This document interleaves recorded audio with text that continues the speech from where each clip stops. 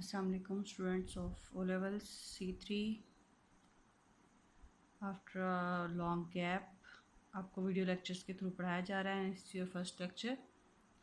I hope आपको इसका benefit होगा। हमारा नेक्स्ट टॉपिक जो हमने स्टार्ट करना था क्लास में that was of organic chemistry and hydrocarbons.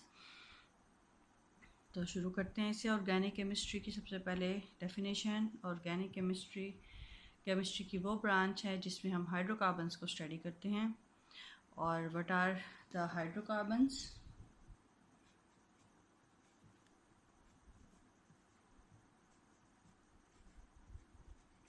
Study of hydrocarbons is called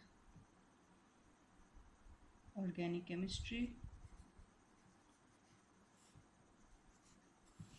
hydrocarbons word से ही एक्सप्लेन हो रहा है कि ये hydro and carbon two words का कम्बिनेशन है। Hydro comes hydrogen and carbon से कार्बन, यानी कार्बन और हाइड्रोजन के जो कंपाउंड हैं इनको हम पढ़ते हैं डिटेल में इन ऑर्गेनिक केमिस्ट्री और इन द हाइड्रोकार्बन्स। ठीक है, अभी जो हाइड्रोकार्बन्स हैं ये इतने इम्पॉर्टेंट क्यों हैं बाकी सारी केमिस्ट्री और बाकी सारे एलिमेंट्स के अलावा? इनके जो कंपाउंड्स हैं उनकी ब्रांच अलग क्यों रखी गई है? क्योंकि जो नेचुरली एक्टिंग कंपोनेंट्स हैं वो सब के सब जो हैं वो हाइड्रोकार्बन्स हैं।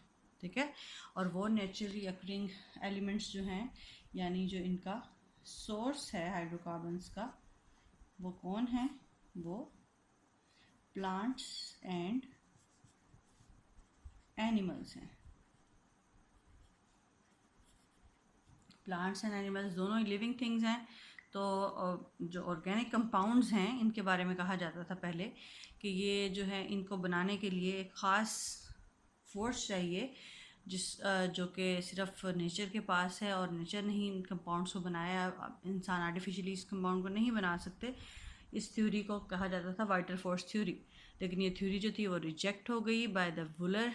उसने लैब में एक्सपेरिमेंटली कुछ ऑर्गेनिक कंपाउंड्स पहली दफ़ा बनाए और फिर उनके ऊपर काम किया, और फिर उसके बाद से बहुत सारे ऑर्गेनिक कंपाउंड्स बन रहे हैं, हमारे डेली इस्तेमाल में हैं और हम उन्हें इस्तेमाल करते हैं डिफरेंट तरह से, as food, as fuel, as cloth and much many more.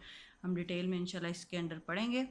तो कहने का मकसद है कि आपको इसकी इंपॉर्टेंस का अंदाज़ा हो। ठीक है, तो प्लांट्स एंड एनिमल्स के सोर्स से आप ऑर्गेनिक कंपाउंड्स देख सकते हैं। अच्छा, इससे पहले कि हम इसकी क्लासिफिकेशन और डिटेल में जाएं, यहाँ मैं चाहती हूँ कि हम हाइड्रोजन एंड कार्बन के स्ट्रक्चर को एक दफ़ा रिवाइज कर लें। हाइड्रोजन जो कि सिंपलेस्ट कंपाउंड है जिसके न्यूक्लियस में सिर्फ एक ही प्रोटॉन है और उसके आउटर मोस्ट शेल में एक ही इलेक्ट्रॉन है जिसका एटॉमिक नंबर है 1। ठीक है, और कार्बन जिसका एटॉमिक नंबर है 6, उसके जो इलेक्ट्रॉनिक कॉन्फ़िगरेशन है कुछ इस तरह से है कि उसके फर्स्ट शेल में हैं 2 इलेक्ट्रॉन्स, ठीक है, कार्बन के, और सेकंड शेल में है टोटल 4 इलेक्ट्रॉन्स। ठीक है जी, जिसका एटॉमिक नंबर है 6। ठीक है, और इसके जो प्रोटॉन है और न्यूट्रॉन है वो भी 6 हैं, जिसकी वजह से इसका जो मास नंबर है दैट इज़ 12। ठीक है, और इसके अलावा इसको अगर आप octet rule and duplet rule के थ्रू देखें तो जो हाइड्रोजन है वो फॉलो करता है डुप्लेट रूल। इसको अपने आउटर मोस्ट शेल को कंप्लीट करने के लिए एक ही इलेक्ट्रॉन और चाहिए, और जो कार्बन एटम है उसको अपने आउटर मोस्ट शेल को कंप्लीट करने के लिए 4 और इलेक्ट्रॉन्स चाहिए अपना ऑक्टेव पूरा करने के लिए। अच्छा जी, यानी कार्बन के पास कैपेसिटी है मज़ीद 4 बॉन्ड बनाने की और हाइड्रोजन के पास कैपेसिटी है 1 बॉन्ड बनाने की। इसको रिवाइज करने का मकसद था कि आपको जो हम अब पढ़ने लगे हैं इसकी आगे से क्लासिफिकेशन, तो आपको इसमें ये हेल्प करेंगे। ठीक है,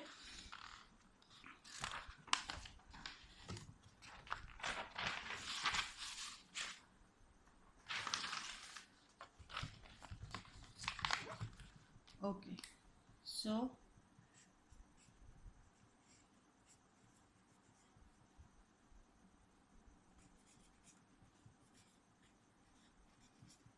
हाइड्रोकार्बन्स जो हैं, कार्बन और हाइड्रोजन के कंपाउंड्स, इनको हम क्लासिफाई करके अरेंज करके पढ़ेंगे, और ये इसकी जो क्लासिफिकेशन की आपके सिलेबस में है उतनी ही डिटेल हम पढ़ेंगे। इसमें सबसे पहले आप देखेंगे जी कि ये क्लासिफिकेशन हुई है on the basis of the similarity and the differences, ठीक है। और वो सिमिलैरिटी एंड डिफरेंसेस जो हैं उसको भी हमने अभी डिटेल में पढ़ना है। फर्स्टली इनके हम नाम देख लेते हैं। सबसे पहले जो हाइड्रोकार्बन्स की फर्स्ट क्लास है, दैट नेम इज अल्केन, ठीक है। And the second one is alkyne,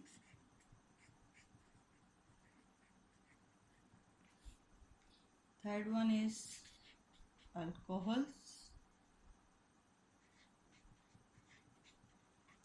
and the fourth one is carboxylic acid.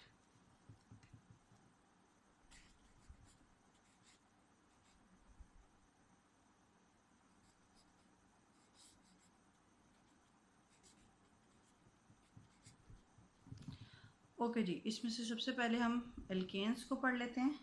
Alkanes वो कंपाउंड हैं, वो वाले हाइड्रोकार्बन्स हैं जिसमें कार्बन के कंपाउंड्स जो हैं वो सिंगल बॉन्ड बनाते हैं। कोवलेंट बॉन्ड जो बनाते हैं वो हमेशा सिंगल बॉन्ड बनाते हैं, वो चाहे कार्बन के साथ हो या चाहे हाइड्रोजन के साथ हो। यानी जो चेन कंपाउंड बनता है उसमें सिर्फ और सिर्फ सिंगल बॉन्ड एग्जिस्ट करता है, single covalent bond. Covalent bond को रिवाइज कर लेते हैं यहाँ पे। कोवलेंट बॉन्ड कौन सा बॉन्ड है? जो कि शेयरिंग ऑफ इलेक्ट्रॉन से बनता है। अभी मैंने आपको इसीलिए कार्बन एंड हाइड्रोजन का स्ट्रक्चर रिवाइज करवाया।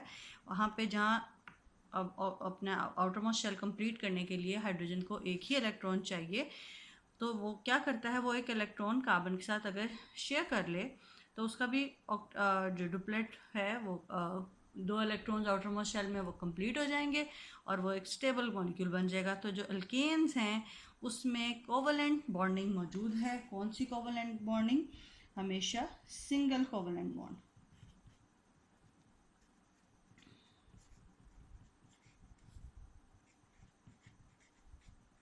ठीक है जी। अल्केन्स की पहचान आप कैसे करेंगे? सिंगल कोवलेंट बॉन्ड से, ठीक है। इसमें हमेशा सिंगल कोवलेंट बॉन्ड पाया जाता है।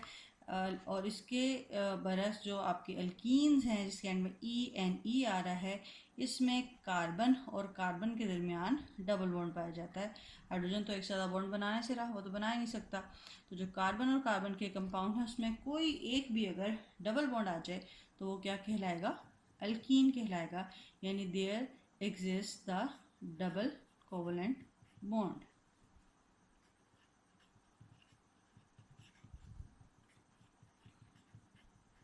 ओके। और अल्कोहल्स की पहचान कैसे होगी कि इसमें जो आपके कंपाउंड्स हैं उसमें कहीं एक जगह OH ग्रुप मौजूद होगा जिसको आप अल्कोहलिक ग्रुप कहते हैं। इसके एज फंक्शनल ग्रुप डिटेल में मैं भी आपको बताऊंगी। यानी अगर पूरे जो आपका कंपाउंड है उसमें कोई OH ग्रुप मौजूद हो, हाइड्रोक्सिल ग्रुप मौजूद हो, तो वो क्या कहलाएगा? अल्कोहल्स कहलाएगा, ठीक है। और अगर COOH ग्रुप मौजूद हो जिसको हम कहते हैं कार्बोक्सिलिक एसिड ग्रुप, वो मौजूद हो तो आप उसको कार्बोक्सिलिक ग्रुप कहेंगे या कार्बोक्सिलिक एसिड कहेंगे, ठीक है। अच्छा, अब ये जो डबल बॉन्ड और ये सारी चीज़ें हमने देखी हैं, ये बताती हैं किसी इस ग्रुप के, जिसे अभी हम होमोलोगस सीरीज़ कहने वाले हैं, इसकी प्रॉपर्टीज़ को, और ये इसको आप कहते हैं फंक्शनल ग्रुप, ठीक है। So all these are the 4 homologous series.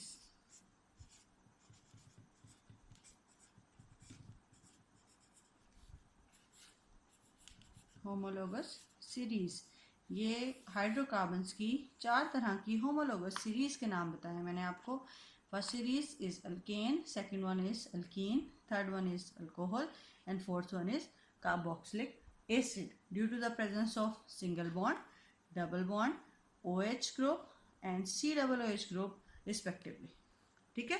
तो ये जो होमोलोगस सीरीज़ हैं ये इसकी क्लासिफिकेशन करने के लिए हमने यूज़ की हैं, ठीक है।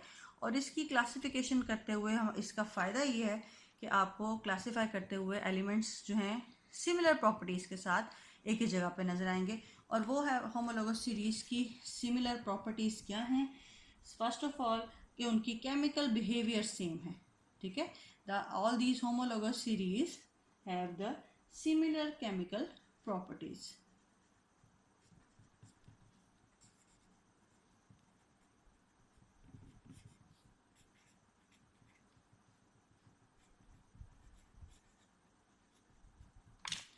Okay, and the second character is about these all these homologous series that they contain the same functional group, ठीक है। इन सब में बज़ाहिर यहाँ पे सिंगल बॉन्ड है, उसे हम एज फंक्शनल ग्रुप नहीं डिनोट करते, लेकिन डबल बॉन्ड को हम एज फंक्शनल ग्रुप कहते हैं क्योंकि उसकी प्रेजेंस से, एक डबल बॉन्ड की प्रेजेंस से जो पूरे का पूरा करेक्टर है उसका हाइड्रोकार्बन का वो चेंज हो जाता है। बिल्कुल इसी तरह इन्हें भी, तो दूसरी सिमिलरिटी क्या है कि इनमें सेम फंक्शनल ग्रुप होता है।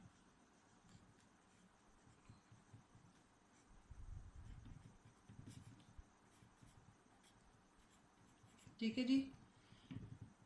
उसके अलावा इनके जो जैसे जैसे number of carbon atom increase होते हैं तो इनका मॉलिक्यूलर मास इंक्रीज होता है, और जैसे जैसे मॉलिक्यूलर मास इंक्रीज होता है वैसे वैसे ही इनका जो फिजिकल प्रॉपर्टीज़ हैं वो भी रेगुलरली चेंज होती हैं। Let's say melting point, boiling point and viscosity, ठीक है।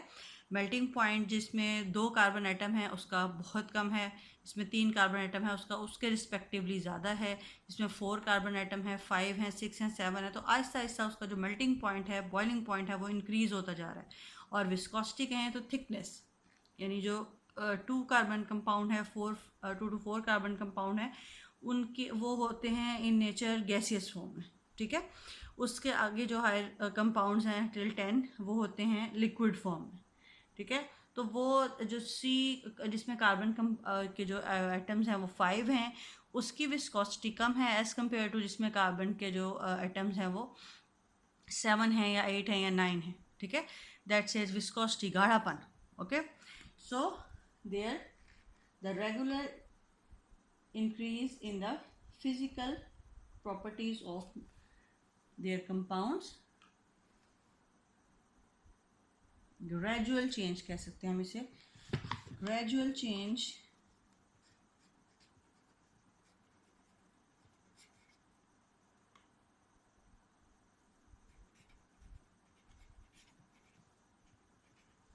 in their physical properties।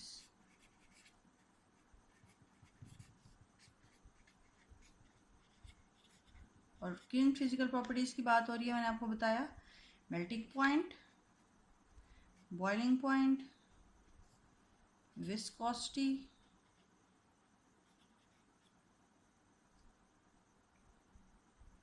Okay, these physical properties. उसके अलावा they are represented by general formula. ये बात अभी डिटेल में आपको बतानी है कि इन सब को शो करने के लिए एक कॉमन फार्मूला यूज़ होता है। जैसे कार्बन के जो अल्केन्स वाले हाइड्रोकार्बन जो अल्केन्स हैं, इसमें एक कार्बन आइटम अगर है तो उसके साथ 4 बॉन्ड बनने की एबिलिटी है। तो जो इसका फॉर्मूला है जर्नली, तो जितने कार्बन एटम्स होंगे उसके अकॉर्डिंगली उतने ही 4 बॉन्ड्स होंगे, ठीक है। तो इसको रिप्रेजेंट करते हैं हम CnH2n+2, यानी जितने नंबर ऑफ कार्बन एटम्स हैं उससे डबल में आप 2 प्रेस करें तो उतने उसके अंदर हाइड्रोजन्स होंगे, ठीक है। और जो आपका है अल्कीन्स, इसका जनरल फार्मूला है CnH2n, यानी जितने कार्बन आइटम्स हैं उससे डबल हाइड्रोजन आइटम होंगे, ठीक है। और अल्कोहल्स में बिल्कुल इसी तरह आपके जो हैं उसकी जगह पे एक हाइड्रोजन की जगह पे आ जाएगा OH, ठीक है। CnH2n+1 और उसमें एंड पे होगा OH किसी भी जगह पे, ठीक है। और जो कार्बोक्सिलिक एसिड हैं बिल्कुल इसी तरह उसमें होंगे COOH। Okay, so they all the homologous series have some same journal formula, so they can represented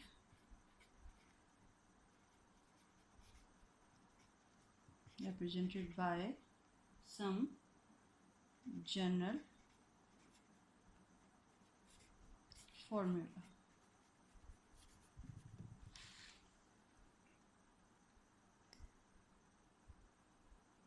I think that's enough for the first lecture.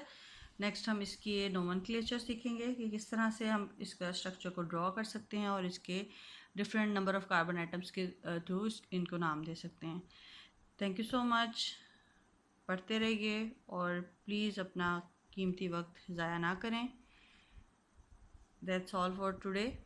अल्लाह हाफिज़.